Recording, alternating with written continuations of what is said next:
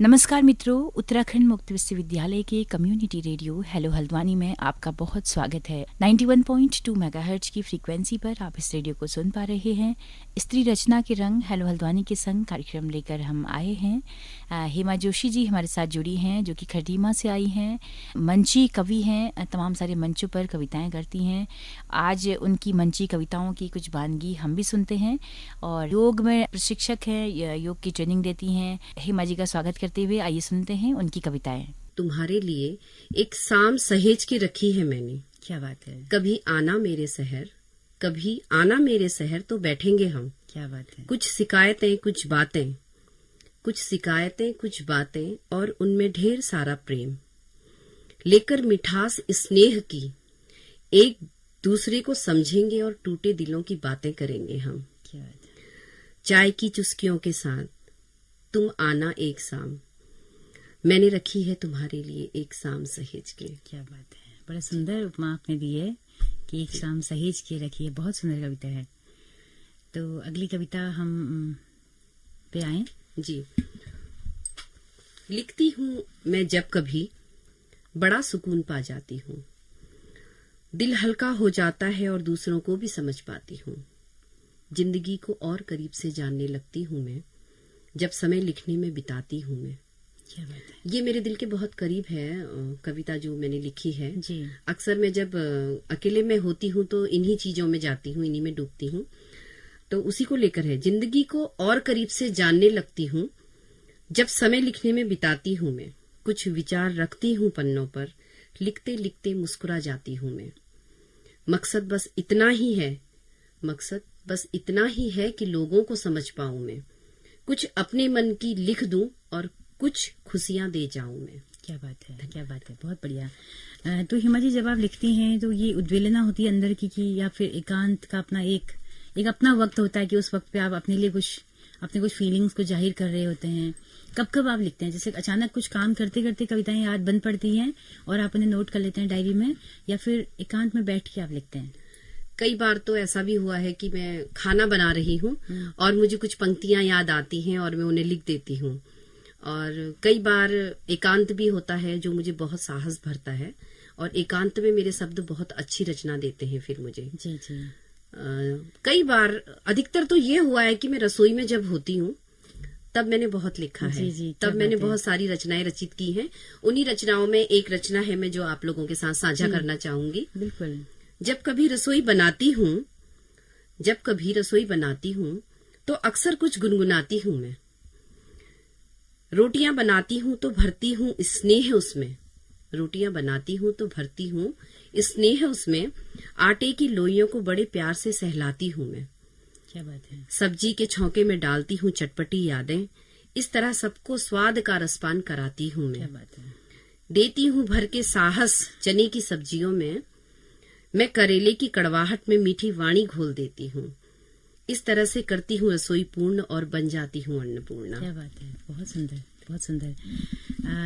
जैसे कि हम देखते हैं ना कि जब से स्त्री विमर्श है, जब से स्त्री लेखन हो रहा है, पहले से पुरुष ही लिखते थे ज्यादातर। जी। अगर हम कुछ अपनी पुरानी महादेवी वर्मा इन अपवादों को छोड़ दें, हाँ जी। तो लेखन हम एक पीड़ित थे, हम क्योंकि दोयम दर्जे में है महिलाएं, तो हमारा पक्ष पुरुष लिख रहा होता था। आज पीड़िता खुद अपना पक्ष लिख रही है, अपने अनुभवों को जो है शब्द दे रही है।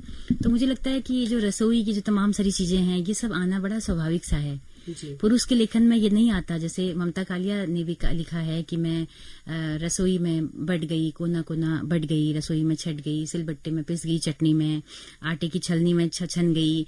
तो ऐसे करके बड़ी सुंदर कविता उनकी भी है। तो ये भाव, ये बिंब जो है वो मुझे लगता है कि एक स्त्री के ही कविताओं में आ सकते थे। जी बिल्कुल, है ना। हाँ जी। एक अगर रसोई के मसाले को कविताओं में ला रही हैं, छौके को कविताओं में ला रही हैं, तो वो स्त्री मन ही है। वो एक गृहिणी ही है जो इतना सब कर रही है अन्नपूर्णा बनके। बिल्कुल बिल्कुल। ममता कालिया की कई पंक्तियां हैं कि मैंने स्वाद का संवत्सर रच दिया, लेकिन पुरुष ने कभी नहीं कहा मुझे शुक्रिया।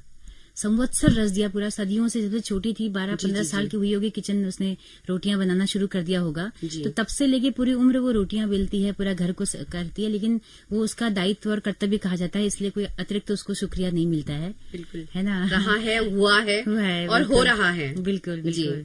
आज महिलाएं वर्किंग हो गई हैं, उसके बावजूद भी रसोई से उन्हें कोई खास कोई कंपनसेशन या कोई बहुत छूट वहां से नहीं मिली है। हाँ जी। वो सब करने के बाद वो अपना जो है ऑफिस में अपना काम टाइम देती है। जी, महिलाओं पर लिखा था मैंने, जिस तरह से आज फेस कर रही हैं महिलाएं, सब कुछ साक्षी होते हुए, सक्षम होते हुए भी बहुत रहता है कि उनमें भेदभाव किया जाता है। तो उन्हीं पर लिखा था, औरत हो तुम, औरत हो तुम, चुप रहो, सह लो तो महान हो तुम, बोल दोगी गर हक के लिए, बदतमीज बदनाम हो तुम, सिर झुका लिया, ढक लिया माथा तो सभ्य हो तुम, कोई गर देख ले नजर भर तुम्हें तो बदचलन बदजात हो तुम, एजुकेटेड हो, सब संभाल भी लेती हो, लेकिन पेशे से गृहिणी हो ना, पत्नी हो, बेटी हो, माँ हो, गर हक के लिए आवाज उठाती हो तो औरत हो तुम। क्या बात है, बिल्कुल। तो ये है कि अंततः हमें याद दिलाया जाता है कि तुम एक औरत ही हो, कितना ही कर लो, न तो तुम्हारी कमाई से घर चलेगा, और इस तरह के तमाम सारे जुमले हमेशा आते ही रहे हैं। हालांकि उनमें थोड़ा कमी आई है, क्योंकि हमारी नई जनरेशन की जो महिलाएं हैं उन्होंने बहुत कुछ कर दिखाया है, तमाम सारी कहीं भी मतलब खुद को साबित किया है। तो हेमा जी, मैं चाहती हूँ कि अगली कविता भी आप हमारे लिसनर्स को सुनाएं। जी मैम। कहते हो कि लिखना छोड़ दो, बताओ फिर कैसे कहूंगी अपने एहसास, क्या बात है, किससे बांटूंगी मैं दर्द अपने, किसे होगा दर्द मेरे टूटने का, कौन होगा जो उस पल ढांढस बधाएगा मुझे, मेरे शब्द जो मुझे संबल बनाते हैं, हिम्मत देते हैं मुझे, मेरे बिना कौन इन मोतियों को पिरोएगा, ये मुझे मरने नहीं देते, जीने का सहारा है ये, जब कभी लगा टूटने लगी हूं तो शब्दों ने संभाला है मुझे, ये मेरा दर्द मेरी रचनाओं ने झेला है।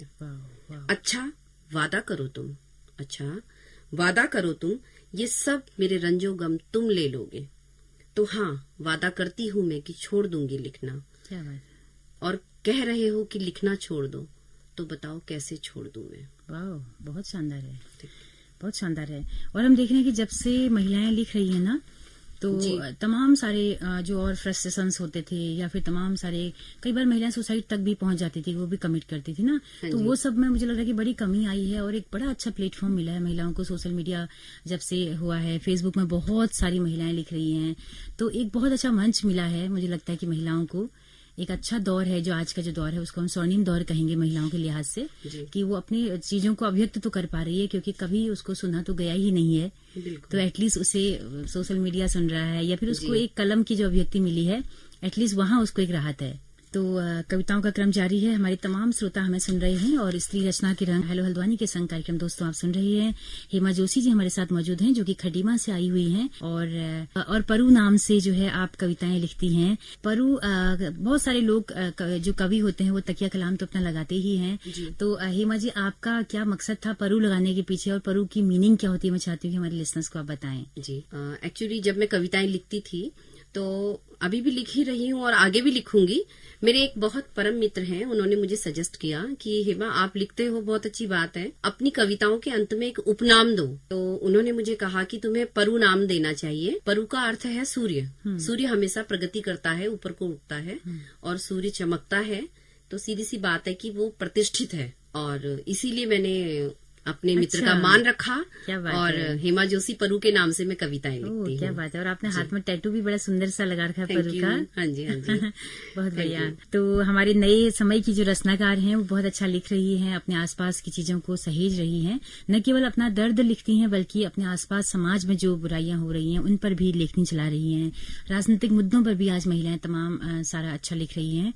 तो मैं चाहती हूँ कि वो केवल अपने दायरे तक सीमित ना रहें कि हम महिला इश्यूज पर लिखना है, बल्कि वो तमाम समाज के दुख दर्दों को ऊपर लिखनी चलाएं। तो अगली कविता हम चाहते हैं कि आप सुनाएं। तुम बिल्कुल शांत समुद्र की गहराई जैसे ठहरे हुए, तुम बिल्कुल शांत समुद्र की गहराई जैसे ठहरे हुए, मैं उन्मुक्त आकाश में उड़ने को आतुर पक्षी जैसी, अब मिले तो मिले कैसे, तुम समुद्र में चातक जो हुई। क्या बात है। तुम सुंदरता में आलीशान ताजमहल से तरासे हुए, मैं पथरीली बंजर मरुभूमि सी सूखी हुई। तुम मूरत कोमलता की हो, अब मिले तो मिले कैसे, तुम ताज में कैक्टस जो हुई। क्या बात है। तुम्हारे स्वर में मिठास मधु सी और कड़वी निबोली नीम सी बोली मेरी। क्या बात है। तुम्हारी बोली शरबत जैसी, मेरी वाणी कटु पीर लिए हुए, अब मिले तो मिले कैसे, तुम आकाश में धरा जो हुई। क्या बात है। बड़ा अच्छा तुलना आपने की है और बड़े सुंदर शब्दों का चयन किया है, बड़ा सुंदर अंदाज है इस कविता का। तो अगली कविता हम चाहते हैं कि आप सुनाएं हमारे श्रोताओं को। मैं सृजन, मैं ही लावण्य, मैं रूप, मैं ही ममता हूँ, मैं ही शक्ति, मैं ही चंचलता हूँ, मैं सौंदर्य की मूर्ति, मैं ही काव्य हूँ, मैं ही करुणा, मैं ही जीवन का रस हूँ, सदियों से कई रूप, कई प्रतिबिंब हूँ, मैं पूर्ण हूँ और अन्नपूर्णा भी हूँ। मेरे लिए कितने शब्द, कितनी पंक्तियां, कितने ही विचार, सब के सब रिक्त, क्योंकि मैं भी इंसान हूँ, मैं कमजोर नहीं हूँ, मैं सत्य हूँ, इस संसार की सबसे खूबसूरत रचना, मैं स्त्री हूँ। हाँ, मैं स्त्री हूँ। क्या बात है, बहुत सुंदर, बहुत सुंदर। हेमा जी, जब आप लिखती हैं तो मुझे लगता है ना कि लिखने के लिए पढ़ना भी बहुत जरूरी होता है। जी। हमारे प्रेमचंद थे, वो कहाँ कहाँ किताबों की दुकानों में घंटों घंटों बैठ के पढ़ा करते थे। तमाम सारे लोग, क्योंकि देश दुनिया में जो लिखा जा रहा है साहित्य, उसकी एक पकड़ होना भी जरूरी है और पढ़ना बहुत जरूरी है लिखने के लिए। आप कितना वक्त निकाल पाती हैं पढ़ने के लिए, और क्या क्या पढ़ना आपको पसंद है? कहानियां, उपन्यास वगैरह कुछ पढ़ती हैं, मैगजीन्स पढ़ती हैं या कविताएं कहीं? जी। मैं वैसे किताबें जो पढ़ती हूँ तो मेरे जो राइटर हैं, बहुत ज्यादा प्रसिद्ध राइटर कोई नहीं है, बस थोड़ा बहुत मैं अपने आसपास के राइटर्स को देख लेती हूँ। और ज्यादा मुझे जो ये प्रेरणा मिली है लिखने की, मेरे पिताजी हैं जगदीश चंद्र शास्त्री जी, वो प्रकांड विद्वान हैं ज्योतिष के। अच्छा। उनसे मेरे को ये शिक्षा मिली है और उन्हीं के नक्शे कदम पे मैं आगे बढ़ रही हूँ। पापा जी लिखते थे बट ज्योतिष में रहे तो फिर ज्यादा टाइम नहीं दे पाते थे, तो पापा जी से ही मैंने सीखा है। बहुत ज्यादा मैं समय पढ़ने को दे नहीं पाती हूँ क्योंकि मैं योग से रिलेटेड काम जो करती रहती हूँ, तो योग वाली बुकें मैं बहुत ज्यादा पढ़ती हूँ। अच्छा जी। तो पिताजी आपके अभी? हाँ जी हैं। पिताजी हैं और आपको जब आप लिखते हैं तो फिर आपको अप्रिशिएट करते हैं? बिल्कुल, पापा जी मेरे बहुत खुश होते हैं देख के कि मेरी बेटी कर रही है। जी हाँ, जब कभी कभी सम्मेलनों में मैं जाती हूँ तो सबसे पहले तालियां मेरे पापा जी ही बजाते हैं। अच्छा, तो आप कभी सम्मेलन में जाते रहते हैं? जी। क्योंकि आपका बोलने का जो अंदाज है वो सम्मेलन मंच वाला ही है। जी। तो कहाँ कहाँ अभी तक आप गई हैं हिमा जी? मैं टनकपुर में गई हूँ और खटीमा में हो चुका है 2 जगह, वहाँ गई हूँ। जी। बाहर तो अभी नहीं गए हैं, अभी अपने ही एरिया में पहुंचे हैं हम। बिल्कुल। तो आपको लगता है कि एक छोटे स्तर पे मंच मिला है, मिलना भी चाहिए तमाम सारे लोगों को, और ये गतिविधियां बढ़ रही हैं, छोटे कस्बों तक में इस तरह के मंच सज रहे हैं, इस तरह की कविता सम्मेलन हो रहे हैं? जी, बिल्कुल होना चाहिए। जिस तरह से हमें पहली बार कवि सम्मेलन के लिए एक मंच दिया था, खटीमा में एक फैक्ट्री है, फाइबर फैक्ट्री, उसके एमडी हैं आरसी रस्तोगी जी, उन्होंने वहां हम लोगों को बुलाया था। जो नए नए कवि हैं उन्हें लगा कि इनके अंदर कुछ है, हमें सुनना चाहिए। उन्होंने कवि सम्मेलन का आयोजन किया और बहुत ही अच्छा रहा वहां हमारा अनुभव। और उसके बाद फिर खटीमा में शरद महोत्सव हुआ, वहां पर कवि सम्मेलन का आयोजन हुआ, उसमें भी हम सब लोगों ने प्रतिभाग किया। तो हमारे गुरुजन हैं, हमसे बड़े हैं बहुत, तो उन लोगों ने हमें बहुत सपोर्ट किया। उनका कहना था कि आगे बढ़िए, अपनी झिझक खोलिए, तो उनसे भी हमें प्रेरणा मिलती रही। क्या बात है जी। तो जैसे यूट्यूब पे तो बहुत सारी इस तरह की मंची कवित्रियां मिल जाती हैं या कवि सम्मेलन, उन्हें आप सुनती हैं क्या? हाँ मैम, मैं सुनती हूँ। वैसे मैं पढ़ती जब हूँ तो प्रेमचंद जी को ही पढ़ती हूँ और महादेवी वर्मा जी को, जिनको पढ़ती हूँ। यूट्यूब में कम रहता है मेरा कि मैं सुन पाऊँ। जी। समय इतना नहीं रहता है। हाँ जी। कभी कभार अगर हो गया तो सुन लेती हूँ। जी। तो योग को लेकर जो आपने काम किया है, इसे क्या आप इम्प्लीमेंट कर रहे हैं, क्या अपने आसपास के लोगों को आप सिखाते भी हैं? जी, मैं योग किया है मैंने, और मैं आभार प्रकट करना चाहूंगी डॉक्टर नवीन भट्ट जी का। उन्होंने हमें योग के क्षेत्र में यहाँ तक पहुंचाया। योग में सब लोग सेवाएं दे रहे हैं, बहुत अच्छी बात है, लेकिन मैं अपनी सेवा योग को दे रही हूँ, योग के थ्रू जो दे रही हूँ वो मैं नशा मुक्ति केंद्रों में जाती हूँ। जहां जहां नशा मुक्ति केंद्र है मैं वहां जाती हूँ, मेडिटेशन और योगा की क्लासेस देती हूँ और मुझे वहां बहुत अच्छा रिजल्ट मिल रहा है उनका। मैं चाहूंगी कि जो भी सेवा देना चाहें योग वाले तो कभी न कभी जरूर एक बार वो नशा मुक्ति केंद्रों में भी जाएं। जी जी जी, क्या बात है। तो नशा मुक्ति केंद्रों में हिमा जी कुछ अपने अनुभव बताइए कि कैसा वहाँ पर माहौल रहता है। क्या जैसे अभी तो बहुत सारे विवादों में रहते हैं नशा मुक्ति केंद्र की, वहाँ पे मारपीट बहुत होती है, कई लोगों की मौत की खबरें वहां से आई हैं, अभी हाल में यहाँ हल्द्वानी से भी आई हैं। तो कैसा रहता है वहाँ माहौल, कैसे क्या लोग सुधरते हैं वहाँ पे, सुधर पाते हैं वहाँ पे लोग? मैं अपना अनुभव बताना चाहूंगी। जी, जी। मैं जनवरी से करा रही हूँ एक नशा मुक्ति केंद्र है, मैं नाम नहीं लेना चाहूंगी, वहां करा रही हूँ मेडिटेशन क्लासेस। एक 16 साल का लड़का था, उसकी ये कंडीशन थी कि वो फेस नहीं कर पाता था और डरता रहता था, किसी से भी बात नहीं करता था, कहता था मुझे पता नहीं क्या क्या दिख रहा है। मैंने उसको मेडिटेशन में धीरे धीरे मुझे 3 महीने लगे उसे बिल्कुल नॉर्मल कंडीशन में लाने में, और आज वो बच्चा उसमें सबसे अच्छा बच्चा है। अच्छा। अब वो 17वें साल में स्टार्ट हो चुका है, तब वो 16वें में था, अभी उसको 17वां लग गया है, लेकिन वो बच्चा आज इतना फिट है, इतने अच्छे से सारे मेडिटेशन जो मैं कराती थी वही वो और लोगों को करा रहा है। अच्छा। मैं मानती हूँ कि योग में बहुत शक्ति है, योग बहुत बेनिफिट देता है हमको। तो खासकर कैदियों को या इस तरह के तमाम सारे लोगों को तो जरूर कराना चाहिए। बिल्कुल कराना चाहिए। मेंटली पीस के लिए, मानसिक जो शांति है उसके लिए योग जरूर कराना चाहिए। बिल्कुल। तो बहुत अच्छी बात आपने बताई, अपना अनुभव शेयर किया। तो मैं चाहती हूँ कि अगली कविता भी हम सुने, हमारे श्रोता सुने। Thank you. चली जाऊं जो छोड़कर तुम्हें, चली जाऊं जो छोड़कर तुम्हें, तुम सजाना मत मुझे, जिसने अब तक न देखा तुम उसको दिखाना मत मुझे। न सुनना बातें दुनिया की, सुन के मेरे किस्से, न रोना तुम न रुलाना मुझे। पलकों को नम न करना, न जल्दीबाजी में तुम पलकों से बहाना मुझे। मेरी नज़में बताएंगी मैं कैसे कत्ल हुई, हो सके तो सुन लेना पर न सुनाना मुझे। कुछ तो गुनाह हुआ है, ये एक मेरी बहुत अच्छी रचना है, कुछ तो गुनाह हुआ है। अच्छा। उसकी कुछ लाइंस मैं इसमें दे रही हूँ। कुछ तो गुनाह हुआ है, गीत सुनना धीमे धीमे, कोई और न शोर सुनना न सुनाना मुझे। अपनी पसंद की एक कविता रखना मेरे सीने पे, पर सुनो परू तुम अकेले न जलाना मुझे। क्या बात है, क्या बात है, बड़ी सुंदर कविता है, बहुत सुंदर। तो बहुत अच्छी कविताएं हेमा जी आप सुना रही हैं। चलते चलते अगर कोई और कविता आपकी हो जिसे आप हमारे तमाम लिसनर्स के साथ पहुंचाना चाहती हैं उनके पास में, तो वो। मेरी कोमल इच्छाएं थी और कटु थी बोली तेरी, दिया न मुझको कुछ भी तुमने, इस जग पर तो बहुत लुटाया, हाँ तुमने मुझको बहुत सताया। आलिंगन में प्रेम सफल था, अधरों पर मधुमास विकल था, गर छू लेते मन को मेरे, खिल उठती यह कोमल काया, हाँ तुमने मुझको बहुत रुलाया।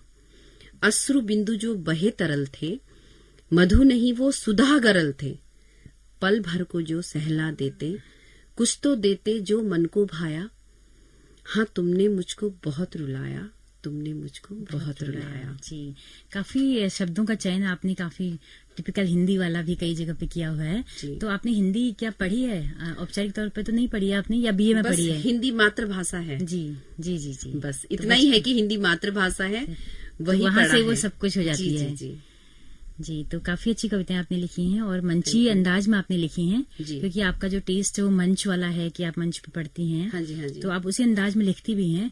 इसके पैरेलल हिमा जी एक इस तरह की कविताएं भी लिखी जाती हैं कि जो एकदम थोड़ा सा खरी खरी सी, मुझे लगता है कि थोड़ा एक उनमें और कटाक्ष होते हैं कई बार, या कई। हाँ जी, हाँ जी। तो जैसे उस तरह की कविताएं का भी एक जो नई कविता का जो दौर देखते हैं उसमें इस तरह की कविताएं हम देखने को मिलती हैं। तो आपका मन होता है कभी कि हर तरह की कविताओं को देखें, पढ़ें, कैसी क्या कौन लिख रहा है, किस किस तरीके की कविताएं लिखी गई हैं, कौन कौन से प्रयोग कविता में हुए हैं। पहले से छंदबद्ध कविताएं होती थी, अब छंद मुक्त कविताओं का दौर है। और छंदबद्ध में कई बार हमें कम्प्रोमाइज करना पड़ता था कि अब मिलाना है शब्दों को, तो कहीं न कहीं कंटेंट जो होता था वो गड़बड़ हो जाता था। तो अब जो है हमारे पास वो आजादी है कि हम जो भी लिखना चाहें, गद्य वाली कविताएं लिखी जा रही हैं। तो आपको कौन सी पसंद है, छंदबद्ध पसंद है या छंद मुक्त पसंद है? मैं मोस्टली छंद मुक्त ही लिखती हूँ। हाँ बिल्कुल जी हाँ, मेरा मानना है कि जो आपके साथ घटित है, जो आपके मन में है वो लिखो। व्याकरण लेकर मैं नहीं लिखती हूँ। छंद मुक्त हूँ मैं, और छंद मुक्त ही लिखती हूँ। जी जी जी, क्या बात है, क्या बात है। तो चलते चलते कुछ और आप सुनाना चाहते हैं? शब्दों का टूट जाना, फिर खामोश हो जाना, पहाड़ों की झीलों का नजारा, नजरों में ही कहीं खो जाना, प्रीत और दर्द का होना मगर महसूस ना कर पाना। क्या बात है। अच्छा नहीं होता कभी किसी भी दिल का दुनिया में किसी की वजह से पत्थर हो जाना। ओह, बहुत शानदार। Thank you. बहुत बड़ी बात आपने कही है, इसमें काफी कुछ समेटा है इस एक पंक्ति में। बहुत खूबसूरत कविता है। किसी भी दिल का दुनिया में किसी की वजह से पत्थर हो जाना अच्छा नहीं होता है। और परु नाम से आप इन खूबसूरत कविताओं को लिखती हैं। बहुत अच्छा है हिमा जी, लिखती रहें। आप बहुत संवेदनशील भी हैं, बहुत अच्छा आपका अंदाज है पढ़ने का, और बहुत कुछ आप अपने योग के जरिए तो समाज को दे ही रही हैं। मैं चाहती हूँ कि कविताओं के जरिए भी आप उस परंपरा को समृद्ध करें।